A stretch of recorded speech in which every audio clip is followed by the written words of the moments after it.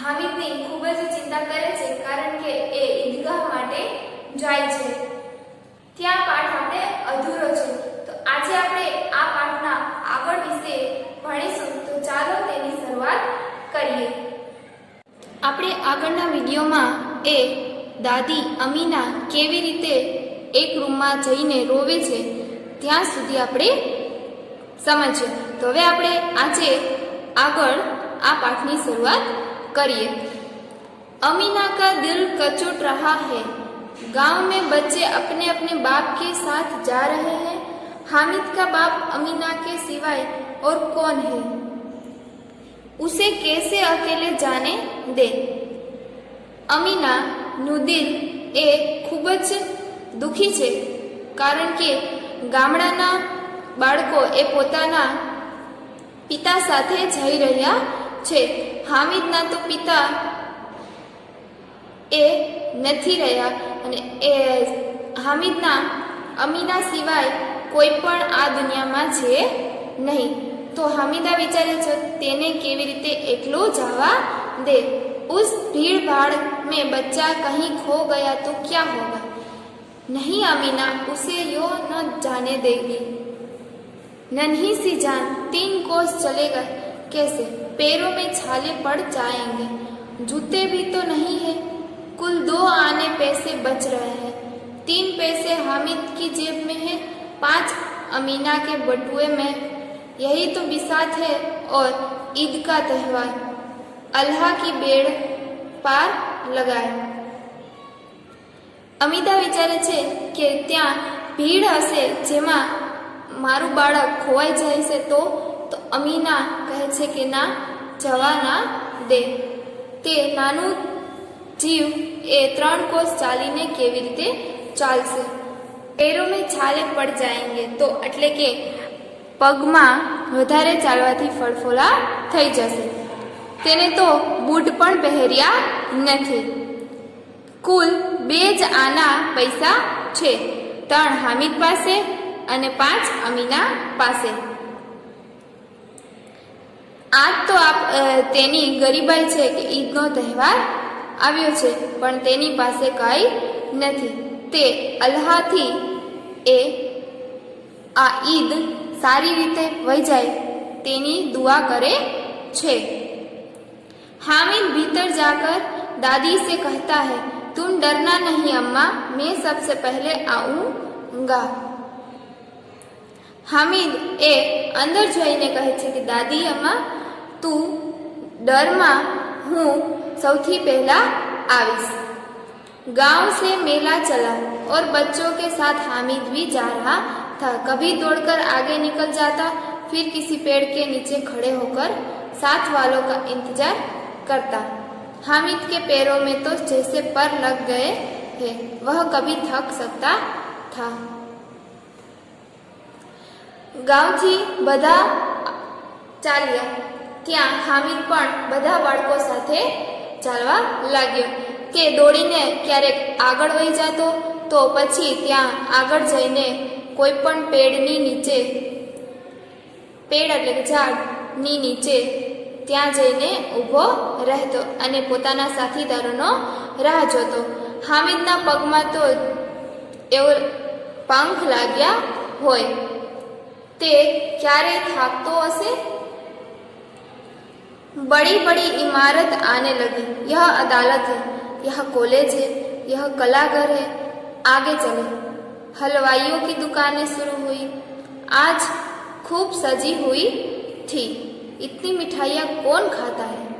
देखो ना, एक एक दुकान पर मनो होगी. मोटी मोटी इमारतों आवा लगी.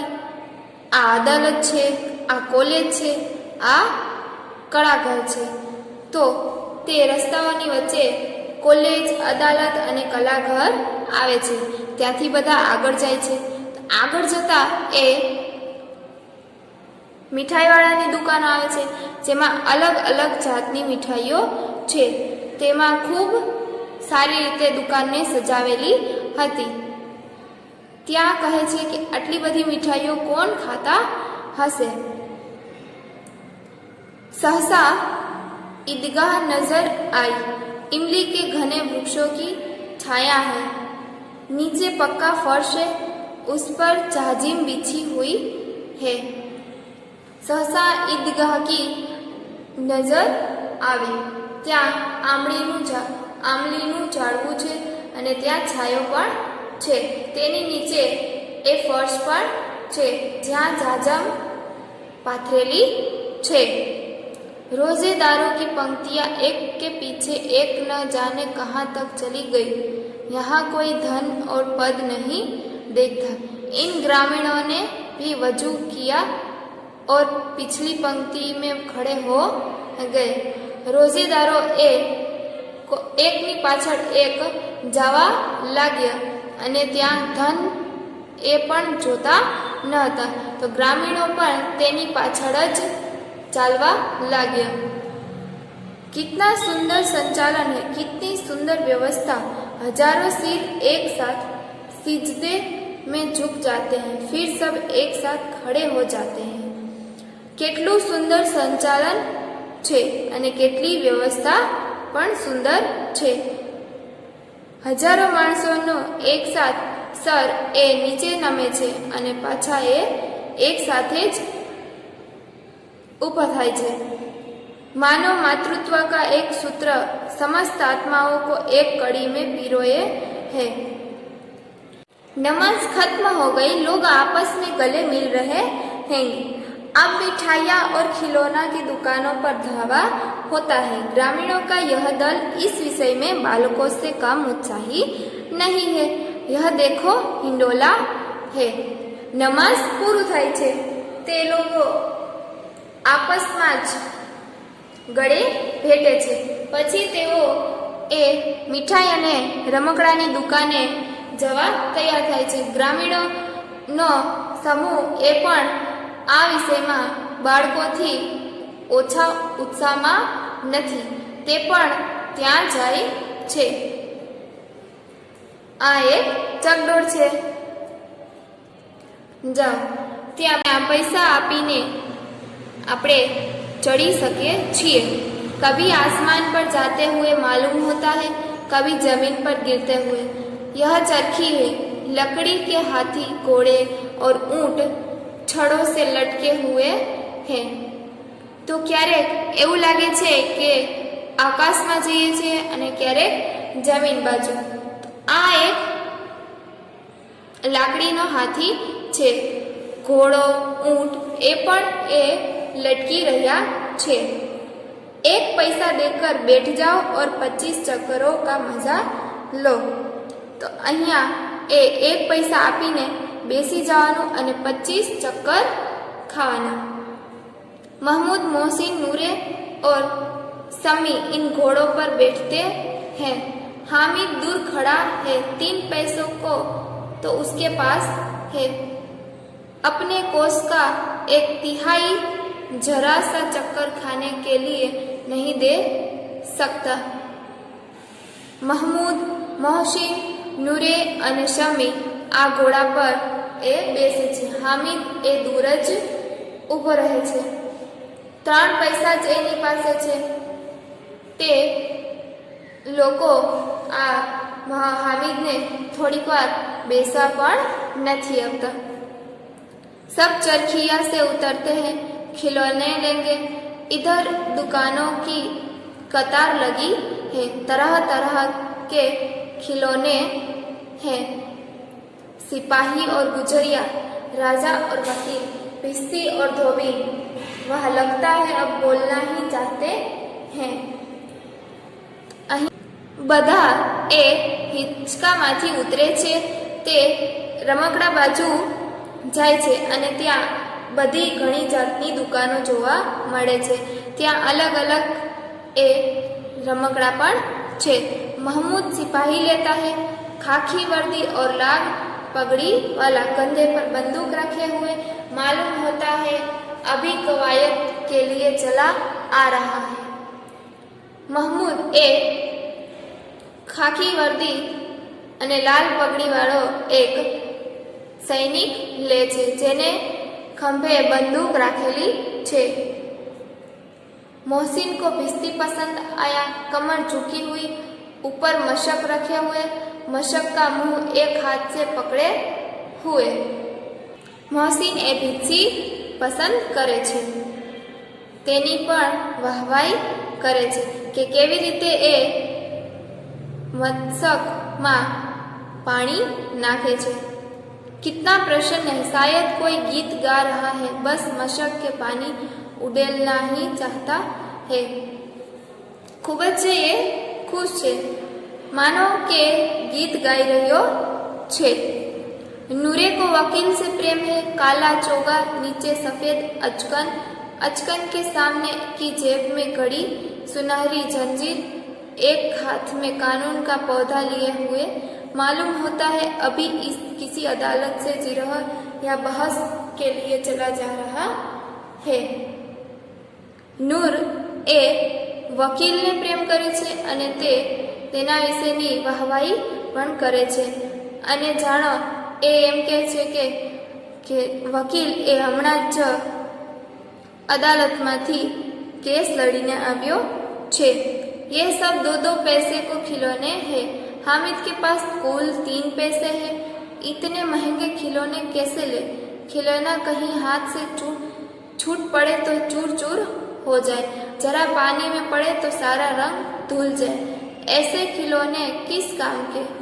उन्हें लेकर वह क्या करेगा?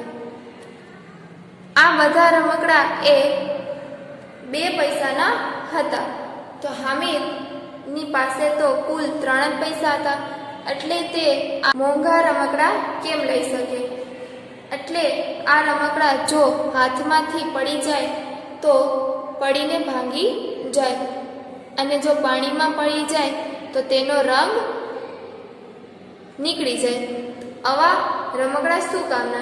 તેને શું લઈને કરશે? खिलौने के बाद मिठाइयाँ आती है। किसी ने रेवड़ियाँ ली है, किसी ने गुलाब जामुन, किसी ने सोहन हलवा लिया, मजे से खा रहे हैं। हामिद बरादरी से पृथक है। अभागे के पास 3 पैसे, क्यों नहीं कुछ लेकर खाता? ललचाई आंखों से सबकी ओर देखता है। रमकड़ा પછી તે લોકો મીઠાઈયા પાસે જાય છે, તો કોઈ રેવડી લે છે, તો કોઈ ગુલાબ જામુન અને કોઈ હલવો લે છે। બધા એ ખુશ થઈને ખાય છે। હામિદ પાસે તો 3 પૈસા હોવાના હિસાબે તે બધાથી અલગ રહે છે। તે કોઈ પણ ખાતો નથી અને બધાની સામે લાલચી ભરી આંખેથી જોઈ રહ્યો છે। मिठाइयों के बाद कुछ दुकानें लोहे की चीजों की है, कुछ गिलट और कुछ नकली गहनों की। लड़कों के लिए यहाँ कोई आकर्षण नहीं है, वे सब आगे बढ़ जाते हैं। हामिद लोहे की दुकान पर रुक जाता है। कई चिमटे रखे हुए हैं। मिठाईनी दुकान પછી એ લોઢાની દુકાનો આવે છે, નકલી ઘરેણા પણ છે। છોકરાઓ માટે અહીંયા કોઈ આકર્ષણ ન હતું, તો એટલે તે બધા આગળ વહી જાય છે। હામિદ એ લોઢાની દુકાન પાસે જાય છે અને ત્યાં ઘણી જાતની ચીપીઓ રાખેલા હતી। उसे ख्याल आया दादी के पास चिमटा नहीं है। तवे से रोटियां उतारती है तो हाथ जल जाते हैं। अगर वह चिमटा ले जाकर दादी को दे दे तो कितनी प्रसन्न होगी, फिर उनकी उंगलियां कभी ना जलेगी, घर में एक काम की चीज हो जाएगी। ત્યાં હામિદને પોતાના દાદી અમીના વિશે યાદ આવે છે। તેમની પાસે એક ચીપિયો નથી। તે રોટલી તવામાંથી ઉતારે છે ત્યારે તેમનો હાથ બળી જાય છે, એટલે તે ચીમટો ખરીદે છે અને તે વિચારે છે કે જો દાદીને ચીપિયો આપીશ તો તે ખૂબ જ ખુશ થશે અને તેના હાથ પણ નહીં બળે, તો અને ઘરમાં એક कई कामनी वस्तु आवी जैसे। खिलौने से क्या फायदा? व्यर्थ में पैसे खराब होते हैं। जरा देर ही तो खुशी होती है, फिर तो खिलौना की ओर कोई आंख उठाकर नहीं देखता, या फिर घर पहुंचते पहुंचते टूट फूट कर बर्बाद हो जाएंगे। રમકડાથી કંઈ ફાયદો નથી, તેને ખરાબ છે. તે થોડીક વાર માટે જ ખુશી આપે છે, અથવા તો તે ઘરે જતા જતા टूटी जाए छे. चिमटा कितने काम की चीज है. रोटियां तवे से उतार लो, चूल्हे में सेक लो. कोई आग मांगने आए तो चटपट चूल्हे से आग निकाल कर उसे दे दो. તે વિચારે છે ચીપિયો તો ખૂબ જ કામનો છે. રોટલી એ તવામાંથી ઉતારી લો, ચૂલ્હામાં પણ શેકી લો. અને अम्मा बेचारी को कहाँ फुर्सत है कि बाजार जाए और इतने पैसे की कहाँ मिलते हैं, रोज हाथ जला लेती है. दादी अम्मा ने क्या नवरस છે કે તે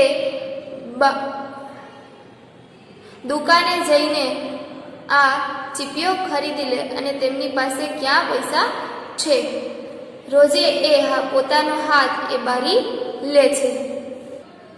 हामिद के साथी आगे बढ़ गए. सबिल पर सब शरबत पी रहे हैं. देखो सब कितने लालची हैं. इतनी मिठाइयाँ ली, मुझे किसी ने एक भी ना दी. उस पर कहते हैं मेरे साथ चलो, मेरा यह काम करो, मेरा वह काम करो. हामिदना साथी એ બધા આગે વહી જાય છે. શરબતની દુકાને બધા શરબત પીએ છે. એ બધા કેટલા લાલચી છે કે એ બધાએ આટલી બધી મીઠાઈઓ ખાધી પણ એક પણ પૂછી મને નહીં. અને કહે છે કે મારી સાથે ચાલ અને મારું काम कर, मारू ते काम कर.